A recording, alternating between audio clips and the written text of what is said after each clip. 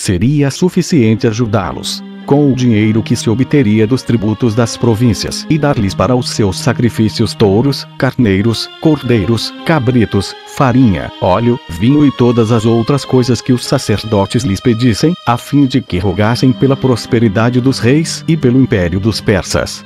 E, se alguém se atrevesse a desobedecer a essa ordem, que fosse crucificado e tivesse todos os seus bens confiscados. A isso acrescentou uma imprecação que atingiu a todos os que quisessem impedir a construção do templo.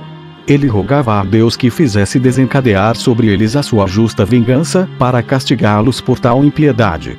Dário, tendo visto os registros de Ciro, escreveu a Cisina e aos seus outros oficiais o que segue: o rei Dário a Cisina, lugar-tenente-general de nossa cavalaria, a Sarabazão e aos outros governadores, saudação.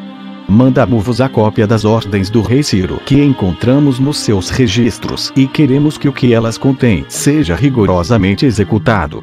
Adeus. Cisina e os outros aos quais era endereçada essa carta, tendo conhecido a intenção do rei, nada esqueceram, no que dependia deles, para executá-la e ajudaram os judeus com todas as suas forças para que pudessem continuar as obras do templo. Com esse auxílio, as obras progrediram e, pelo entusiasmo que as profecias de Ageu e de Zacarias continuavam a dar ao povo, o templo foi terminado ao fim de 7 anos, no 9º ano do reinado de Dário e no 23º dia do 11º mês a que chamamos Adar, e os macedônios, Distro. Os sacerdotes, os levitas e o resto do povo deram graças a Deus por lhes permitir recuperar a antiga felicidade depois de tão longo cativeiro e por lhes dar o novo templo. Ofereceram-lhe em sacrifício 100 touros, 200 carneiros, 400 cordeiros e 12 bodes pelos pecados das 12 tribos. Os levitas escolheram entre eles alguns porteiros, para distribuí-los por todas as portas do templo, segundo ordenava a lei de Moisés. A festa dos pães ázimos aproximava-se e devia ser celebrada no 1º mês, a que os macedônios denominam Xântico, e nós, Nisan. O povo das aldeias e das cidades veio a Jerusalém com as suas mulheres e filhos e, depois de se haverem purificado, ofereceram o cordeiro pascal no 14º dia da lua do mesmo mês, segundo o costume de nossos antepassados. Passaram 7 dias em banquetes de regozijo, sem deixar de oferecer a Deus os holocaustos de agradecer-lhe por haver tocado o coração do rei, que lhes permitira regressar ao seu país. Estabeleceram em seguida uma nova forma de governo aristocrático, no qual os sumos sacerdotes tiveram sempre autoridade soberana, até que os asmoneus chegaram à realeza, e assim os judeus tornaram a entrar no governo monárquico, sob o qual tinha vivido durante 532 anos, 6 meses e 10 dias, desde Saul e Davi até o cativeiro. Antes também haviam sido governados durante mais de 500 anos, desde Moisés e Josué, por aqueles aos quais davam o nome de juízes. No entanto, os samaritanos, que além do ódio e da inveja que tinha de nossa nação, não podiam tolerar a obrigação de contribuir com as coisas necessárias para os nossos sacrifícios, e além disso se vangloriavam de ser do mesmo país que os persas, não deixavam do mesmo modo de nos fazer todo o mal que podiam. E os governadores da Síria e da Fenícia não perdiam ocasião alguma de secundá-los em seus desígnios. O Senado e o povo de Jerusalém, vendo-os tão animados contra si, resolveram enviar Zorobabel e 4 outros dos mais ilustres a Dário para se queixar dos samaritanos. Logo que esse príncipe escutou os deputados, mandou que lhes dessem cartas endereçadas aos principais oficiais de Samaria, cujas palavras são estas: o rei Dário a Tamgar e Sembabe, que comandam a cavalaria em Samaria, e a Sadraque, Bobilon e outros, que estão encarregados dos nossos negócios nesse país, saudação. Zorobabel, Ananias e Mardoqueu, deputados pelos judeus junto de nós, queixaram-se das dificuldades que lhes móveis na construção do templo e de que recusais contribuir para os sacrifícios com aquilo que ordenamos.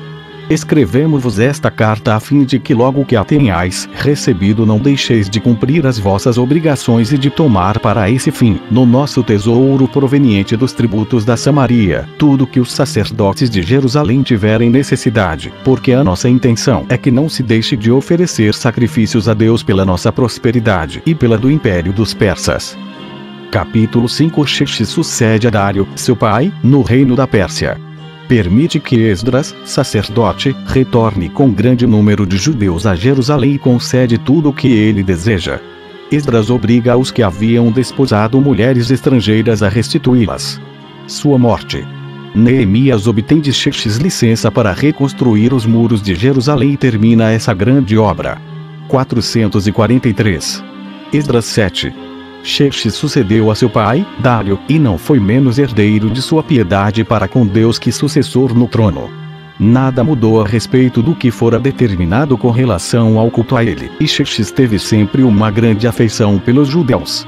Joaquim, filho de Jesua, era sumo sacerdote durante o seu reinado, e Esdras era o primeiro e o mais considerável dentre todos os sacerdotes que haviam ficado na Babilônia. Era um homem de bem muito instruído nas leis de Moisés. Desfrutava grande fama no meio do povo e era muito amado pelo rei.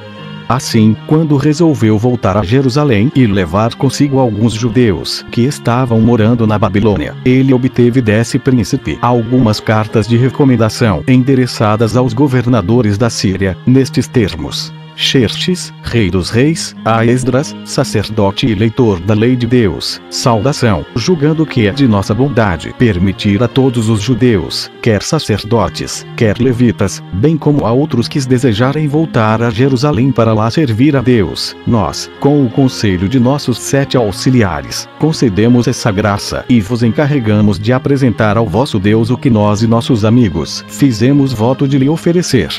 Damo-vos o poder de levar todo o ouro e toda a prata que os vossos conterrâneos, ainda espalhados pelo reino da Babilônia, quiserem ofertar a Deus, a fim de que seja empregado na aquisição de vítimas a serem oferecidas sobre o altar, na confecção de vasos de ouro e de prata para o seu serviço e no que mais vos e vossos irmãos desejarem. Devereis oferecer também ao vosso Deus os vasos sagrados que vos entregaremos. Damo-vos o poder de fazer, além disso, tudo que julgardes conveniente e entendemos que o fundo necessário deva ser tirado de nosso tesouro. Para isso, estamos escrevendo ao nosso tesoureiro mor da Síria e da Fenícia que vos entregue sem demora tudo o que lhe pedirdes. E, para que Deus seja favorável a nós e à nossa posteridade, queremos que lhe sejam oferecidas, por nós, 100 medidas de trigo, de conformidade com a lei.